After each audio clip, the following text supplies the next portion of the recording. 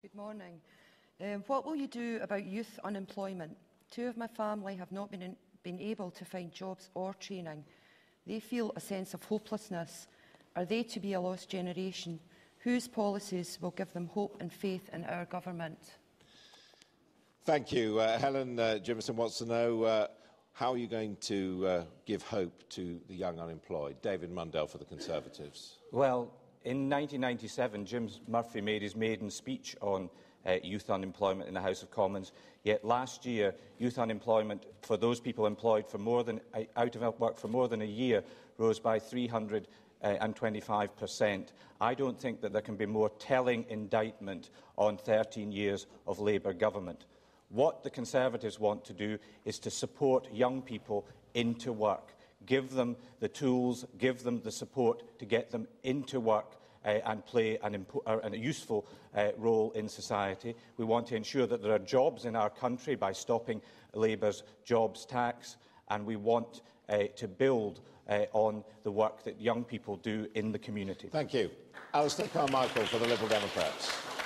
Tackling unemployment has got to be the priority as we start to rebuild our economy from the recession that we are just hopefully emerging from. 62,000 more people unemployed in Scotland this year than last year. And yes, you're right, it's particularly acute amongst young people. I grew up in the 1980s when youth unemployment, in fact, blighted a whole generation. We should be investing in the sort of green jobs that we can allow us to take advantage of renewable offshore wind, for example. We should be insulating our schools and hospitals.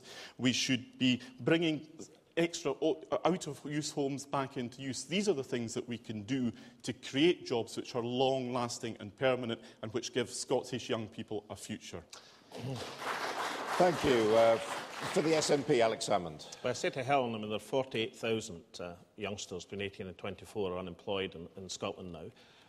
Percentage terms, it's less, much less actually. It's 13% compared to 17% elsewhere in the UK, but that's no consolation to the 48,000. I met Ryan MacDonald in this city just a few weeks ago in terms of a practical answer to some of these problems.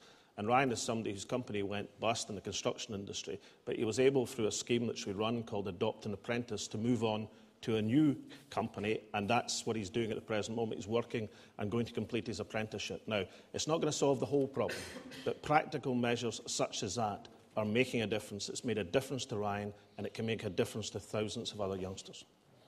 And for Labour, Jim Murphy. Helen, you asked a question about your sons, and David from the Tories just kind of turned it into another party political attack about me, and the Labour Party is entitled to do that, but I think you want a better answer than that. The fact is that I meet an awful lot of young people who say, I can't get a job because I haven't got experience, and I can't get experience because I can't get a job. We're going to resolve that by putting money into this. 20,000 youngsters across Scotland through the Future Jobs Fund, and hopefully perhaps if we could chat a little later, perhaps you could chat to your sons about just how your sons could get involved in this. But the last thing we need, surely, is just to go back to the old days, where a government in the day said unemployment was a price worth paying. Unemployment is never a price worth paying for your sons or any young men and women across Scotland. Thank you. A few minutes now for free debate. David Mundell, you're accused of electioneering. Well, I'm afraid that's just typical of Labour's failure to take responsibility for the current situation. It's as if they hadn't been in power for 13 years. It's as if they had had no responsibility at all for what has happened to our economy. And Alex Salmond, you've also been in power in Scotland for 3 years as well, so your hands aren't entirely clean on this matter. What responsibility do you actually take, Jim Murphy, for the number of people out of work in Scotland?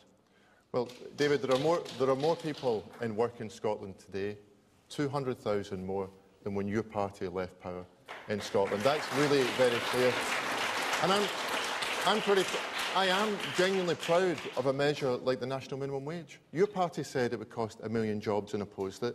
Alec's party ignored it. Alec was a member of Parliament and I don't even think voted for it. And the Lib Dems were also against it. But the national minimum wage, a great civilising force in our country. I remember when I stood for election the first time round, meeting a security guard who worked night shift. Okay. And he was being paid £1 an hour. We're committed to continued increases in the national minimum wage. which should see it rise to perhaps up to £7 an hour. OK, Alex Salmond. Can I say that there's no point, Jim, in accusing David of party petty politics over an issue, then doing exactly the same thing yourself. I've always supported a minimum wage all of my life. Alex, and the particular vote you're talking about, neither Gordon Brown or Tony Blair voted in that vote. That didn't mean they didn't support the minimum wage. Of course, I support the minimum wage and want to see it increase. Direct question, so why didn't you vote to introduce a national minimum wage? Because no one votes in every single vote in the House of Commons, Jim, as you are well aware. Alec, we sat up all night that night. The Conservatives opposed it all night, and you went to your bed. And we supported it on the committee. You went to your bed. If we're dealing with individual votes in the House of Commons, Alec, you slept for Scotland. When it came to supporting, the low paid in Scotland, you were fast asleep in your bed. I'm sorry. Well, We've always supported the minimum wage. And Jim, if you're going to appeal for us to deal with a problem of youth unemployment, then don't mess up with party politics. I'm sorry, this is pitiful. That lady and her son deserve a better answer and better treatment than this. The truth of the matter is that we are emerging from the recession, but the danger is that we're going to fall backwards. And if that happens, then there will be another lost generation of the sort that many of the people I was at school with suffered as part of. The opportunity that we have in Scotland is that we have an industrial heritage here in our ports, for example, which could be used if we had the proper investment to support and to build the infrastructure for offshore wind generation, so that we would be able to have green jobs which are sustainable and go forward in the future. That's the sort of thing which offers your son an opportunity for the future. But how are you going to get it from these two? You remember I asked them earlier. Neither of them have still answered it. Unemployment in Scotland is rising twice as fast as the rest of the UK, and the growth is growing half as fast. One of them ought to be able to give you a straight answer why. But Scotland's economy is only going to prosper if we see Westminster and Holyrood working together. Alex and Gordon Brown didn't speak for nearly a year in the middle of that recession. Perhaps you'll tell us why, Alex.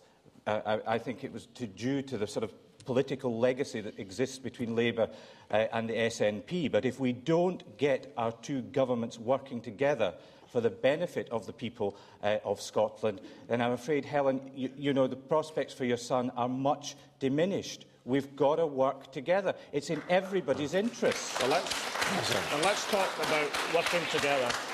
Let's try and address some of Helen's issues.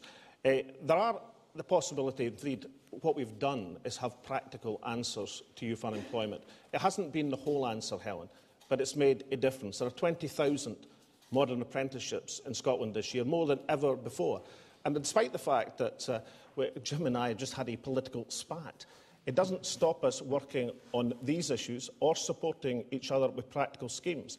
There is a genuine political debate in this country, and that genuine political debate would be how on earth can we get the economy moving forward if at Westminster there's going to be massive cuts in public spending.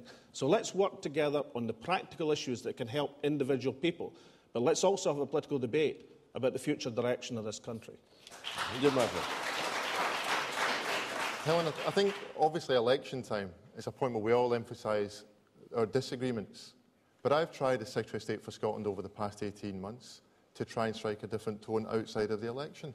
One of the first people, after phoning my mother when I became Secretary of State, the next person I phoned was Alec, and said that we need to work together for Scotland's sake, because we're in the midst of a recession. And I think politics, there's too much bickering in politics in normal times. It's inevitable in an election. But in normal times, there's too much bickering. And I think on occasion, Scotland, is the most petty of all politics across the United Kingdom. Time remained. I mean, a specific policy to deal with youth unemployment. What's your one deliverable? Offshore renewable energy technology, using our ports to invest in. Well, it's our welfare to work proposal to support young people into work, because particularly if they've never been in work before, they need support. Alex Salmond. The modern apprenticeships, more places at colleges, more places at universities, and also agreeing with Alistair in looking to the great opportunities of the renewable revolution in Scotland. Jim Murphy. We're going to put the public's money where the Labour government's mouth is. I'm going to invest in 20,000 new jobs across Scotland for people like your sons. We're guaranteeing that investment. Okay. It's in our manifesto. It's All very right, clear. I'm And that will change people's lives for the better. Explained why unemployment Okay, in Scotland I'm is over time rising already. as twice as There's fast. going to I be think that lots tells you more all you debate need to to know. come from the Scotland debate here in Edinburgh.